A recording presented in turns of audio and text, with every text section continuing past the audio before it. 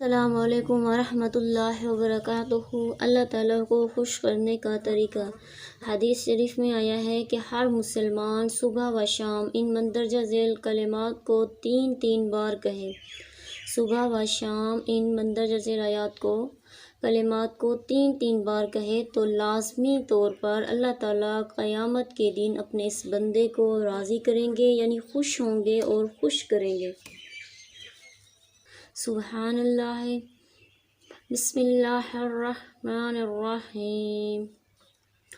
رضیت باللہ رب وبالاسلام دین وبسیدنا محمد صلی اللہ علیہ وآلہ وسلم نبی ورسولا۔ بسم اللہ الرحمن الرحیم۔ رضیت باللہ رب وبالاسلام دین وبسیدنا محمد صلی اللہ علیہ وآلہ وسلم نبی ورسولا۔